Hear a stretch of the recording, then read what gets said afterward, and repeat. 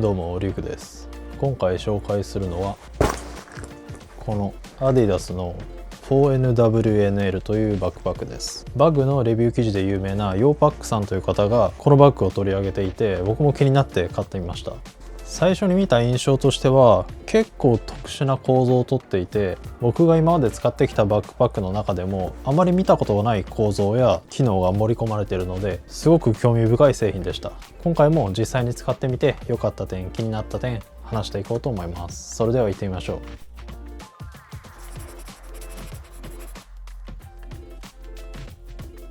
それではまずこの 4NWNL バックパックについて簡単におさらいしていきます。このバックパックはリサイクル素材を 40% 以上使用し、環境に配慮したアイテムとなっています。 17.75 リットルの容量で普段使いバックパックとして使うことに特化しています。各部細かな内ポケットや上部にはスマートフォンやカードホルダーを収納できる便利なジップポケット、上下に調節可能なチェストストラップもついており、安定感のある背負い心地を実現しています。通勤や通学、日常使いにもマッチするシンプルなデザインです。それではここから実際に使って良かった点を話していきます。まず1つ目がこのサイドポケットの構造が全く新しい発想だというところです。このバックパックには左右にどちらもサイドポケットがついているんですが、このサイドポケットは貫通しているので1つのスペースでどちらからもアクセスすることができます。これだけだったら他のバックパックでも似た構造はあるんですが、このバックパックの場合、ここのサイドアクセスのポケットが中でこのようなメッシュポケットになっており、ここのジッパーを開けることでメインコンパートメントからもアクセスすることができます。つまりここのメッシュポケットはここのメインコンパートメントの上部、外側の左右両側の合計3箇所から全て同じ場所にアクセスすることができるということです。この横側のアクセスポケットがあるバックパックは結構ありますし、僕も MNL シティパックで採用した仕様なんですが、この横からアクセスできるポケットが中からメッシュで全体を視認できるように作られているっていうのはすごくいいなと思いました。メインコンパートメントをガバッと開けた時に全て見渡せるので、荷物の入れ忘れだったり取り出し忘れてあれどこ行ったっけっていうことがなくなるので、小物が多い普段使いのバックパックとして非常に適しているなと思います。注意点としては、こういった小物をサイドに入れた状態で逆側が開いたまんまになっていると、こうした時にここから落っこちてしまうので、ここのサイドポケットの締め忘れには注意した方がいいかもしれません。2つ目の良かった点はこのフロント部分の質感がすごくいいというところです。動画でちょっと伝わるかわかんないですけど、このちょっとくしゃっとしていて、レザーっぽいんですけど、触ると全然レザーっぽいツルツルした感じではなく、どちらかというとさらっとした質感になっていて、僕が使った感じだと汚れがつきやすいみたいなそういった印象もないですし、このフロントポケットの部分に物を入れてなくてもくしゃっとした状態でも結構かっこよく決まるので、ここの質感はすごく気に入っています。結構ここは柔らかいんですけど、伸縮性があって伸びるみたいな感じの生地ではないので、このフロントコンパートメントが拡張するみたいなそういう場所ではないので、そこだけ注意が必要です。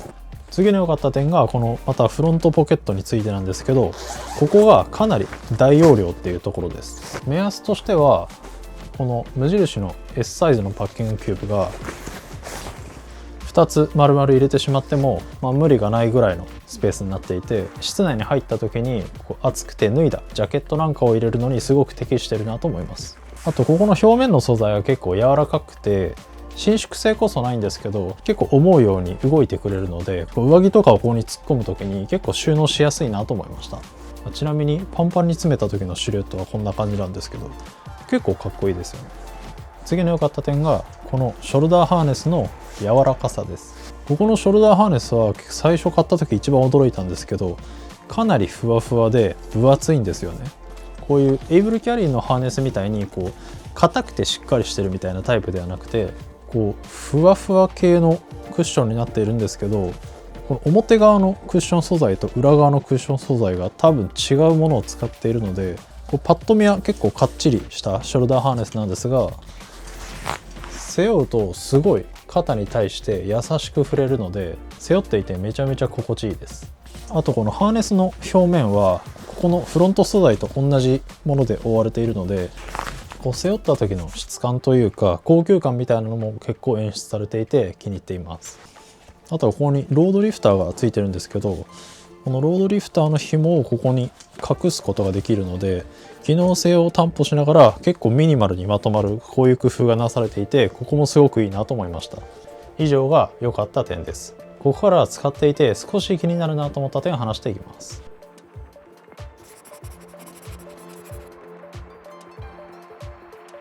まず1つ目はこのショルダーハーネスのこの付け根の部分の強度です。ショルダーハーネスの付け根は結構負担がかかる場所なので、こういった感じでテープで留められていて、かつここのハーネスが結構深く刺さっていることが多いんですが、このバックパックの場合はショルダーハーネスのところにこうナイロンテープみたいなのが敷かれていなくて、かつこの伸縮性の素材同士で縫い合わされているので結構引っ張りには弱いんじゃないかなと思います。こう内側に刺されているのでこのハーネスの根元がどれだけ中まで刺さっているかわかんないんですが、こういったバータックで補強されているようなのも外側からは確認できないですし、長く使ってると結構ここが抜けてきちゃうんじゃないかなっていう気がします。これはあくまで予想なので実際に長期で使ってみないとわかんないので、強度面が心配な人はちょっと注意した方がいいかもしれません。あとハーネスの話題に関連してなんですけど、ここのショルダーハーネスのナイロンベルトが結構短いんですよね。大体のバックパックはここの紐がかなり長いものが多いので、短いからといってめちゃめちゃ使いづらいかって言われるとそうではないんですけど、一般的なバックパックよりちょっと短いので最初ちょっとびっくりしました。ただここにこの緩める時用の D カンがついていて、ここの調整がしやすいっていうのは結構良かったです。次に気になった点が全体的に中身が少しチープだというところです。こんな感じで中は結構ポケットがいっぱいあるんですけど、裏地の布の質感というかこの縫い目を隠すためのテープの素材なんかがちょっと安っぽいなって思いました。なんというか全体的にテカテカしている素材なので長期間使ってるとちょっと劣化してきそうだなっていう印象と、あとはところどころこういったほつれてまではないんですけどちょっとこう糸が飛び出てるみたいなのが若干気になるので、こう外側から見た高級感がすごく高い分内側の安っぽさのギャップがちょっと残念だなと思いました。次の少し気になるなと思ったのがチェストストラップが取り外せないっていう点です。このバックパックは普段使いぐらいの容量なので、人によってはこのチェストストラップを全く使わない人もいると思います。このハーネスのデザインもすごくミニマルで、ここのチェストストラップの接続箇所があまり目立たないデザインになっているのに、ここが外せないっていうのはちょっと残念だなと思います。次に気になったのがこの PC コンパートメントが少しタイトだというところです。これは15インチの MacBook Pro のモックアップなんですが、このサイズで結構ギチギチっていう感じです。なので13インチクラスのラップトップを使っている人は余裕で入ると思いますが、16インチの MacBook Pro とか使ってる人はおそらく入んないんじゃないかなと思います。これも僕が見た限り公式サイトに何インチまでサポートしてますっていうのが明記されてなかったので、ここは結構落とし穴かなと思いました。もしこのバックパックのサポートしているラップトップのサイズが書いてある場所を見つけたらコメント欄で教えていただけると嬉しいです。以上が少し気になる点でした。僕はこのサイドアクセスの構造を見て一目惚れして買ってしまったんですが、ここだけではなく結構ギミックがたくさんあって、このメインのところはこうエアーとか X-ray さながらにいっぱいポケットがあったりとか、こういったギミックがあったりだとか、あとこの反対側のフロントポケット側もメインコンパートメントからアクセスできて、こう上からも中からも両方アクセスできるようになっていたり、このフロントコンパートメントのところにもこういった感じでちっちゃいポケットが備わっていたりと、かなりギミックがたくさんあってめちゃめちゃ優秀なデイパックだなと思いました。このフロントポケットのジッパーがダブルジッパーになっていたりと結構変態味もあるバックパックなので、変わった構造のバッグが好きな人は結構いいんじゃないかなと思います。ただ全体的なアイディアだったりこうパッと見のシルエットみたいなのがいい反面、こう細部の安っぽさというかこう爪の甘さみたいなのが結構目立つので、その点が一番このバックパックの惜しいポイントだなと思いました。いいものを長く使うみたいな観点だともしかしたらちょっと足りないところがあるかもしれないですが、独自性が高くてこういう斬新なアイデアで自分の想像している運用にめちゃめちゃ合ってるっていう人はかなりいい製品なのでチェックしてみるといいかもしれません。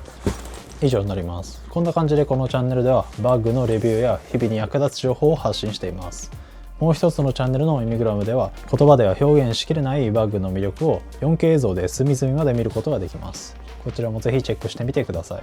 X、Instagram、TikTok もやっています。ぜひフォローお願いします。YouTube メンバーシップでは僕が作ってる製品の進捗だったり先行販売へのアクセス、あとは僕がレビューした後のバッグのセカンドオーナー制度なんかを特典として用意しています。気になった方は概要欄からチェックしてみてください。最後にこの動画が面白いと思ったらグッドボタンとチャンネル登録よろしくお願いします。最後までご視聴いただきありがとうございました。それではまた次の動画でお会いしましょう。